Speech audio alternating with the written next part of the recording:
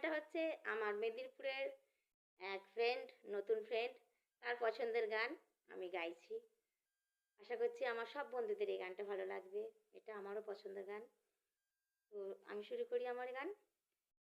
একটা আকাশটাতে একটাই